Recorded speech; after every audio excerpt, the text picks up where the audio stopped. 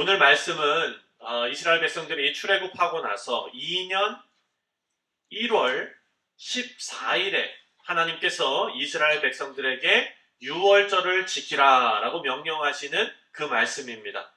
여러분, 유월절은 여러분들께서 잘 아시는 대로 이스라엘 백성들이 출애굽할 때에 10가지 재앙이 있지 않았습니까? 그때 마지막 재앙이 있었는데 그때 모든 장자들이 죽음을 당하는 그런 재앙이 있었습니다.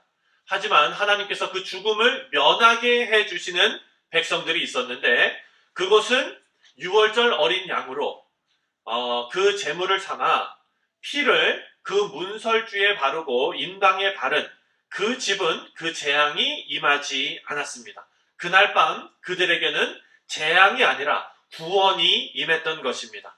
이 말씀이 출애굽기 12장 21절부터 25절 말씀에 잘 기록이 되어져 있습니다. 우리가 함께 그 말씀을 천천히 합독하고 말씀을 계속해서 듣도록 하겠습니다. 21절부터 25절 함께 읽겠습니다. 시작.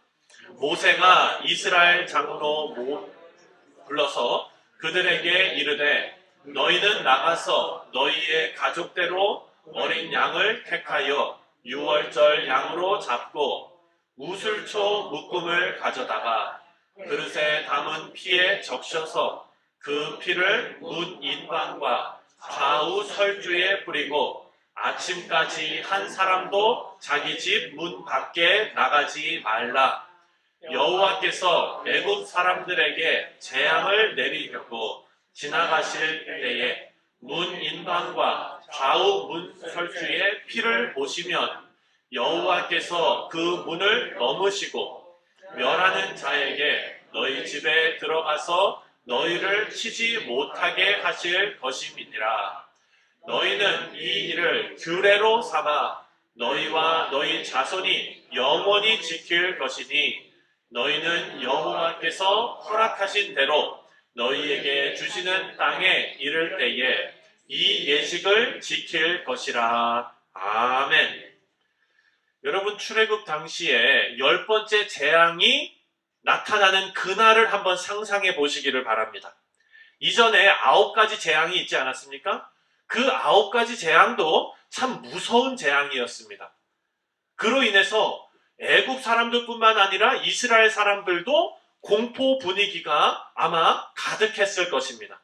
이제 10번째 재앙이 닥치기 직전인데 이전에 보지 못한 끔찍한 재앙이 일어날 것이라고 아마 소문이 돌았을지도 모릅니다. 그런데 이 10번째 재앙은 여러분들께서 다 잘 아시죠? 어떤 재앙입니까? 장자가 다 죽는 재앙이잖아요. 그렇죠? 모든 첫째 아들이 다 죽게 되는 끔찍한 재앙이었습니다. 여러분, 여러분의 가정이 타임머신을 타고 그때 당시 그날 밤에 이스라엘 그 백성들 가운데 같이 있었다라고 한번 상상해 보시기 바랍니다. 저는 외아들입니다. 저희 아버지는 막내 아들이십니다. 그렇다면 그날 밤 저희 가족이 거기에 있었다면, 재앙이 임했다면 누가 죽겠습니까?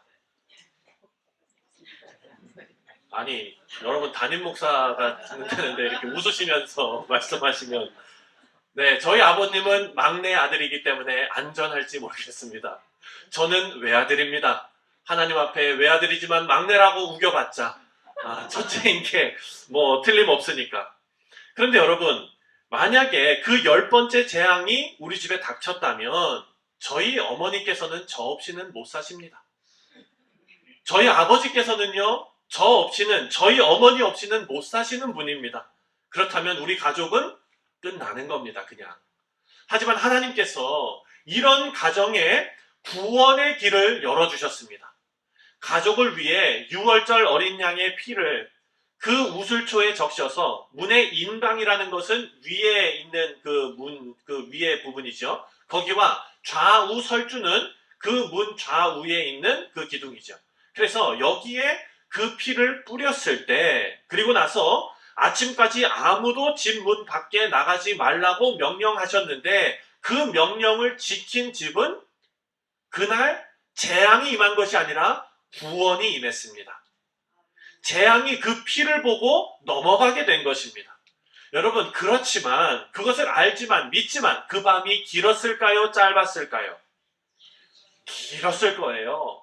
만약에 저희 가정이 그날 밤에 그 자리에 있었다면 저는 벌벌 떨면서 왜 우리 집에서는 나밖에 안 죽어 막 이러면서 거기서 벌벌 떨고 있었을 것이고, 저희 어머니는 그 벌벌 떠는 저를 붙잡고 밤새도록 기도하고 계셨을 것이고, 그런 저희 두 명을 아버지께서 껴안고 기도하고 계셨을 거예요.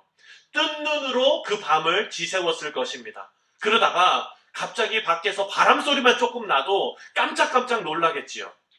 그렇게 그 밤을 다 지내고 있는데 밤 12시가 지나서 새벽이 돼서 밖에서부터 저 멀리에서 곡소리가 들리기 시작할 겁니다. 울부짖는 사람들의 소리가 들리기 시작할 거예요. 그렇게 그 긴 밤을 두려움에 떨면서 기도하면서 지내다가 아침에 해가 밝아옵니다. 날이 밝아진 것입니다. 여러분, 이 사건을 경험한 이스라엘 백성들은요, 아마도 그날 밤을 절대로 평생 잊지 못할 것입니다. 이를 겪고서 이스라엘 백성들은 이 6월절의 그 마지막 그 재앙이 넘어가는 그 사건을 겪고 나서 이제 출발하여 출애굽하여 광야로 나아가게 된 것입니다. 하나님의 인도하심으로 홍해를 건너고 시내산에 이르렀을 때에 오늘 본문 말씀 1절, 2절을 보면 하나님께서 이렇게 명령하십니다. 다 같이 읽겠습니다. 1절과 2절입니다. 시작. 애굽 땅에서 나온 다음 해 첫째 달에 여호와께서 시내 광야에서 모세에게 말씀하여 이르시되 이스라엘 자손에게 유월절을 그 정한 기일에 지키게 하라. 아멘. 출애굽 사건의 시작은요, 6월절부터 시작이 된 겁니다.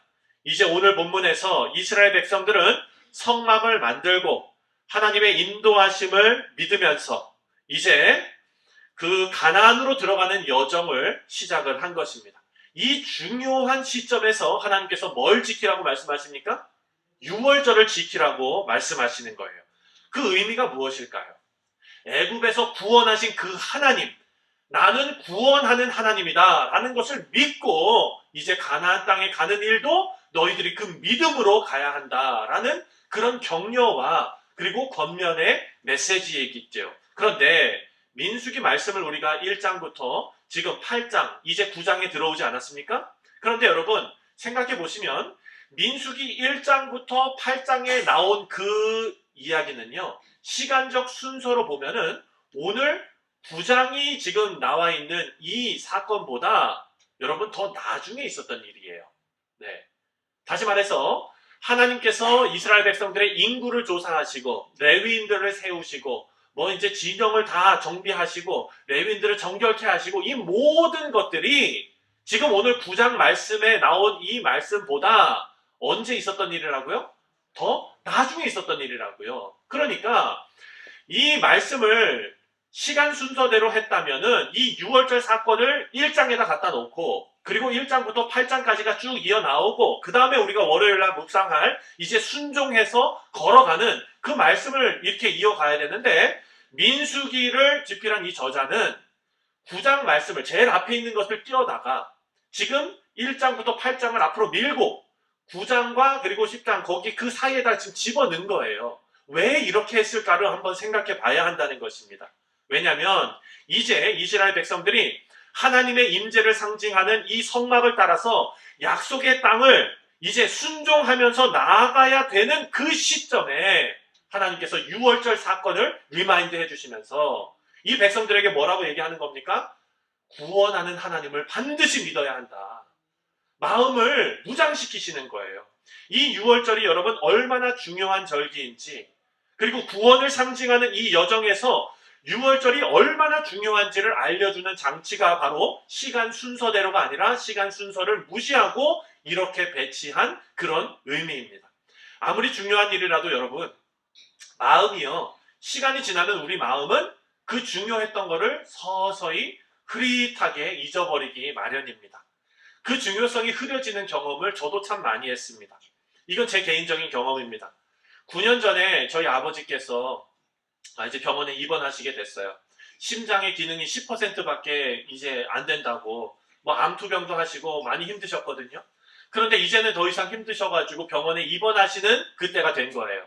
그래서 제가 그때가 여름이었는데 여름에 부교육자가 사역이 얼마나 많습니까? 여름 학교도 하고 수련회도 하고 뭐도 하고 너무나 바쁜 하루하루를 보내고 있었는데 저희 그때 담임 목사님께서 저를 부르시더니 차 목사님 사역도 사역이지만 가서 아버님 뵙고 오시는 게 좋을 것 같습니다. 그래서 그때 제가 비행기표를 끊고 14시간 비행기 안에 앉아가지고 다짐을 했어요. 하나님 아버지, 우리 아버지 살려주시면 제가 정말 잘하겠습니다. 정말 아버지께 효도하면서 잘하겠습니다. 정말 기도하면서 눈물 흘리면서 그 14시간을 지나가지고 아버님을 찾아뵙고 그랬는데 그 짧은 2주 남짓 되는 그 시간 가운데 글쎄 아버님에게 딱 맞는 그 심장 기증자가 나타난 거예요. 그래서 아버님께서 심장 이식 수술을 하시고 그 수술 하시는 것까지 보고 제가 이제 오게 됐어요. 그래서 집에 왔는데 제가 가기 전에 어떤 다짐을 했습니까?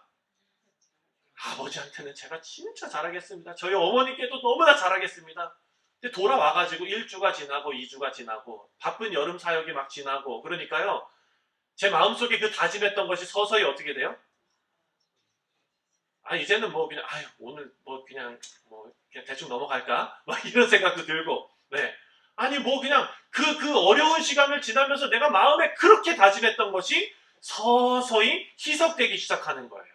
사랑하는 성도님들, 부모님께 잘하기로 작정한 것이 점점점 희석되는 거는요. 다시 작정하면 돼요. 그렇죠? 그렇죠, 부모님들? 네, 그래요. 그런데 사랑하는 성도님들, 우리가 절대로 잊지 말고 기억해야 하는 것이 있습니다. 날마다 기억해야 하는 것이 있습니다. 그것은 바로 우리를 구원해 주신 하나님의 은혜는요. 절대로 희석되지 말고 기억해야 합니다. 그래서 출애굽기 12장 26절과 27절을 보면 사람이 아니라 하나님께서 이렇게 명령하셨어요. 뭐라고 명령하셨느냐? 자녀들에게 유월절을 가르치라고 명령하셨어요. 우리 26절과 27절을 함께 읽겠습니다. 시작. 이후에 너희의 자녀가 묻기를 이 예식이 무슨 뜻이냐 하거든 너희는 이르기를 이는 여호와의 유월절 제사라. 여호와께서 애굽 사람들에게 재앙을 내리실 때에 애굽에 있는 이스라엘 자손의 집을 넘으사 우리의 집을 구원하셨느니라 하라 하매 백성이 머리 숙여 경배하니라. 아멘. 자녀들에게 구원하시는 하나님을 가르치라. 그리고 하나님께 감사하는 마음을 가르치기 위해서 매년 유월절을 지키라 라고 하나님께서 명령하신 거예요. 그리고 자녀들에게 뭐라고 이야기해야 할지까지 구체적으로 알려주셨어요. 유월절을 지키는 이유는 뭡니까? 바로 기억하기 위해서입니다. 나도 기억해야 하지만 우리 가족을 구원하신 하나님을 우리 자녀들에게 가르쳐야 한다라고 명령하고 계시는 거예요. 여러분, 유월절은 정말 중요한 절기입니다. 그래서 너무 중요하기 때문에 오늘 본문을 보면은요, 9장을 보면 무슨 사정이 있어서 유월절을 지키지 못하는 사람들을 위해서 그 다음 달에 유월절을 한 번 더 지킬 수 있도록 문을 더 넓히셨어요. 그러니까 1월 14일 날 유월절을 지켜야 하는데 해외에 비즈니스가 있는 거예요. 그래서 그 시간 정한 시간에 돌아올 수가 없어요. 그런 사람들을 위해서 일하러 멀리 다녀와야 하는 사람들, 여행을 가는 사람들, 이런 사람들이 있으면 2월 14일에 유월절을 지킬 수 있도록 허락하셨어요, 하나님께서. 그런데 14절을 한번 읽어볼까요? 14절 시작. 만일 타국인이 너희 중에 거류하여 여호와 앞에 유월절을 지키고자 하면 유월절 율례대로 그 율례를 따라서 행할지니 거류민에게나 본토인에게나 그 율례는 동일할 것이니라. 아멘. 자, 이 유월절이 그렇게 중요한 절기인데 그렇다면 하나님께서 선택하신 이스라엘 백성들만 아주 정결하게 드리게 하시느냐? 그게 아니에요. 지금 여기 보니까 타국인이라고 나오거든요. 타국인은 누구예요? 이방인이잖아요. 이방인, 이스라엘과 함께하는 이방인들도 유월절을 함께 지키도록 하나님께서 허락하셨습니다. 그만큼 유월절이 이스라엘 신앙 공동체의 존재와 그리고 그 정체성을 위해서 너무나 중요했기 때문이에요. 그런데 이렇게 하나님께서 유월절의 문을 넓히셨는데 그럼에도 불구하고 13절을 한번 읽어보실까요? 13절 시작. 그러나 사랑의 성결하기도 하고 여행 중에도 잊지 아니하면서 유월절을 지키지 아니하는 자는 그 백성 중에서 끊어지리니 이런 사람은 그 정한 기일에 여호와께 헌물을 드리지 아니하였은즉 그 죄를 담당할지며. 아멘. 아니 타국인들도 유월절 지키도록 문을 열펴 놓으셨는데 뭐 여행도 아니고 뭐 아무것도 아니고 그냥 유월절을 지키지 않는 자는 하나님 어떻게 하시라고요? 백성에서 끊어내래요. 하나님께서 단호하게 그렇게 명령하셨습니다. 사랑하는 성도님들, 하나님께서 이렇게 강조하시는 이 유월절이 신약을 살아가는 우리에게 어떤 의미가 도대체 있을까요? 하나님께서 이 정도 강조하셨으면 우리 교회도 유월절 지켜야 되는 거 아닙니까, 여러분? 그런데 여러분, 이 유월절이요, 신약에 와서 어떤 의미를 갖는지 여러분 아시죠? 유월절이 우리 신약의 어떤 성례와 똑같은 겁니까? 그렇죠. 성찬과 똑같은 것입니다.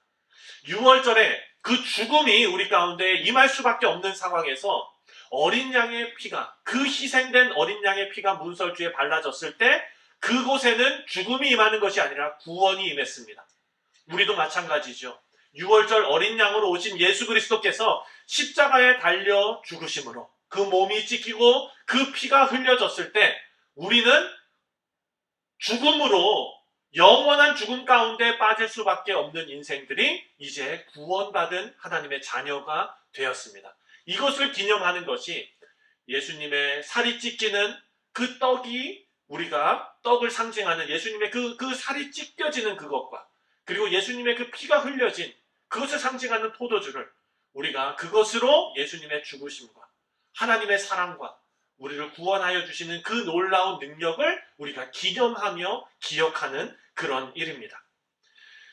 그래서 유월절은요, 죽음을 당할 수밖에 없었던 모든 사람들을 위해 유월절 어린 양이 희생을 당하는 것입니다. 출애굽에 유월절이 명령되었을 때는 이것이 이스라엘 전체 백성들에게 뿐만 아니라 각 가정에게 하나님께서 명령하셨습니다. 그것을 마지막 재앙이 있던 날 각 가정마다 지키지 않았습니까? 그 집에서 뭐 했습니까, 여러분? 무교병을 먹었습니다. 무교병은 누룩이 들어가지 않는 빵이에요. 딱딱한 빵이죠. 왜 그랬습니까? 우리가 성경을 쭉 살펴보면서 우리가 묵상했지만 누룩이라는 것은요, 쉽게 부풀게 하고 쉽게 부패하게 합니다. 상하게 해요. 그래서 누룩, 과즙 이런 것은 성경에 나오는 그 의미는 죄를 상징하는 의미입니다. 그래서 누룩을 넣지 않는 그 빵을 먹고 집 안에서 누룩을 제하는 것은요, 유월절을 우리가 지키기 전에 그 가정을 정결하게 하는 거예요. 사랑하는 성도님들 생각해 보십시오. 그 가정에서 누룩만 죄했겠습니까? 누룩만 죄하고 죄는 그대로 져도 됐습니까? 아니죠. 그 가정 전체가 각성해서 누룩까지 제할 정도로 그 집을 엄청나게 정결하게 했을 것입니다. 제가 지난주에 제가 친하게 지내는 한 목사님과 같이 점심 식사를 나눴습니다. 근데 그 목사님께서 본인이 겪었던 일을 저한테 이렇게 얘기를 해주시는데 이 목사님네 교회에 한 집사님이 계시는데 그 집사님은요, 그러니까 예전부터 한국의 그 오래된 그 신앙의 전통을 고수하고 계시는 분이신가 봐요. 그래서 목사님이 집에 신방을 오시면은, 목사님이 집에 이제 신방 날짜가 잡히면은요, 그 신방 날짜 2주 전부터 집안이 비상인 거예요, 비상. 난리가 나는 거예요. 그래가지고 집을 아주 그냥 1년에 한 번 봄맞이 대청소하듯이 집을 싹 다 청소를 하고 애들 아주 그냥 정결하게 깨끗하게 다 입혀가지고 그 신방 받는 날짜가 하루하루 다가올수록 가정에 살고 있는 가족 구성원들의 스트레스 레벨은 어떻게 됩니까? 계속해서 높아지는 거예요. 그래서 그날 딱 왔을 때 모든 것이 완벽하게 다 이루어져야 되는 거예요. 그래서 목사님이 그 집에 갔을 때 엄청 부담스러우신 거예요. 네. 그러면서 목사님 저한테 말씀하시는 게, 아, 그렇게 옛날 그 신앙, 그거를 지키시는 분들이 계셨더라. 이렇게 말씀하세요. 근데 저도 그게 생각이 나거든요. 저희 부모님께서 그렇게 신방 다니실 때 제가 어쩌다 한번 같이 가면은 정말 그렇게 준비하셔가지고 신방을 받으세요. 사랑하는 성도님들, 생각해 보시면은요, 우리 집에 방문하시는 목사님이 중요해서 그렇게 하는 겁니까? 아니면은 하나님께 예배 드리는 것이 중요하셔서 그렇게 하는 겁니까? 그렇죠? 여러분, 제가 여러분 집에 방문해서 신방할 때 그렇게까지 안 하셔도 돼요. 이제 분명히 말씀드렸습니다. 그런데 왜 제가 이렇게 하지 말라고 말씀을 드리냐? 우리가 목사님을 모셔서 신방을 받을 때 자녀들에게 아주 귀한 신앙의 교육이 이루어질 수가 있어요. 뭐냐? 근데 이게 부작용이 있는데, 목사님이 오신다고 제 친구 목사님 그 성도님처럼 2주 전부터 쥐잡듯이 그냥 집을 그렇게 하면은 자녀들은 어떻게 생각되냐면, 아, 목사님이 우리 집에 오시는 게 짜증나는 일이구나, 이렇게 생각될 수 있어요.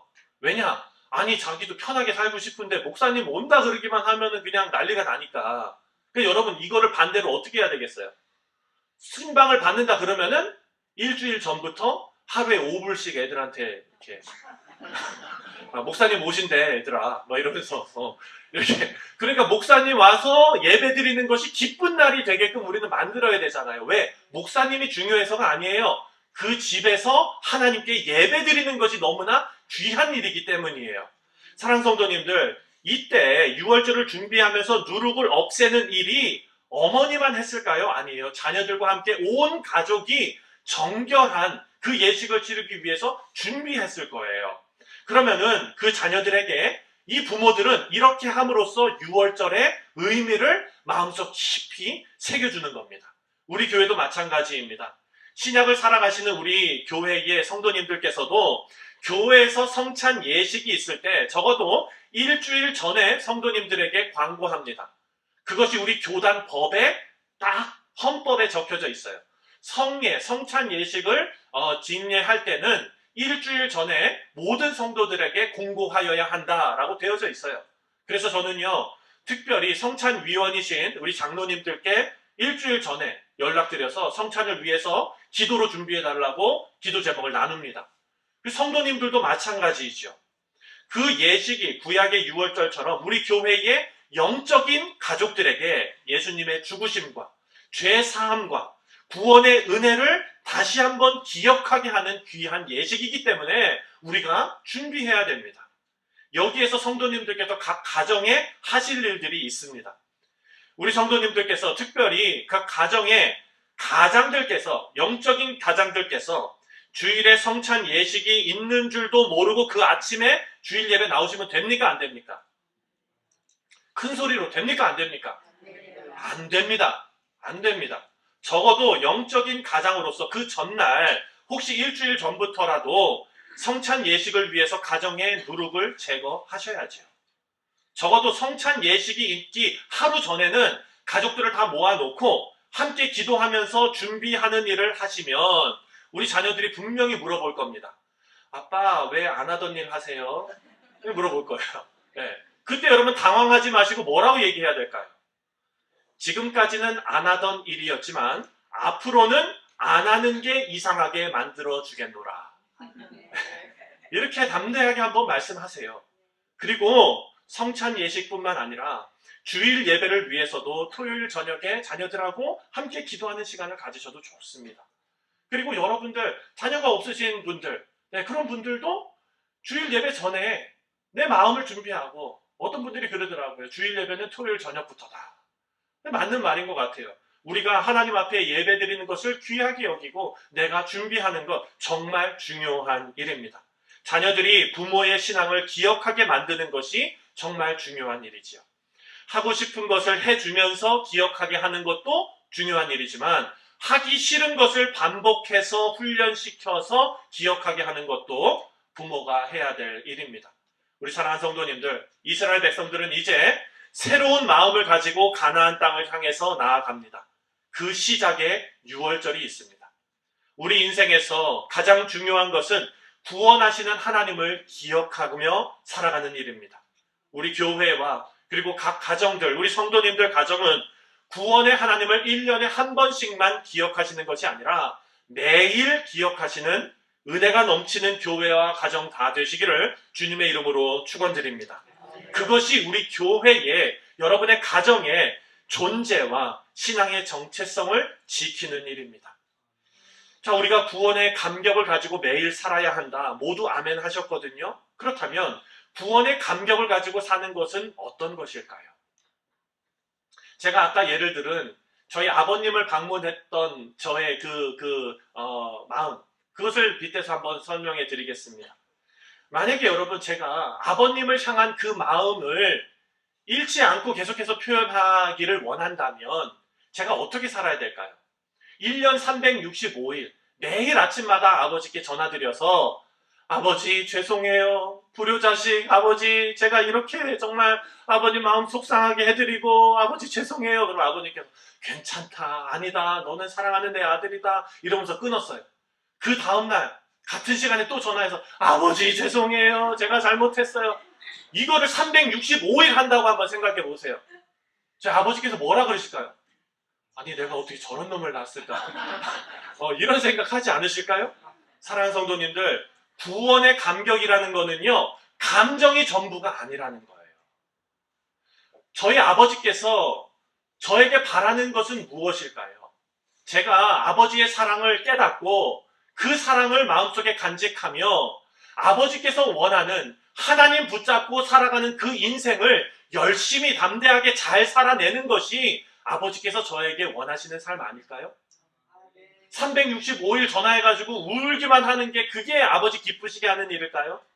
그렇지 않습니다. 사랑하는 성도님들. 그래서 구원의 감격을 가지고 매일이 6월절처럼 살아가는 것은 우리 마음에 평정심을 가지고 꾸준함을 가지고 우리 교회 이름처럼 성실함을 가지고 살아가는 것이 하나님 뜻대로 6월절을 지키며 영적인 6월절을 지키며 살아가는 성도의 모습인 줄 믿습니다. 2023년도 1월을 우리가 지나고 있습니다. 이 시기에 이 말씀을 우리에게 주시는 저는 하나님의 섭리가 있다고 믿습니다. 우리가 모두 구원의 하나님을 마음을 다해 섬기시고 하나님께서 우리의 인생의 주인이심을 여러분의 마음으로 여러분의 삶으로 고백하시고 그리고 하나님께서 그 마음에 부어주시는 놀라운 복을 받아 누리시는 우리 사랑하는 성도님들 다 되시기를 주님의 이름으로 축원드립니다. 기도하겠습니다.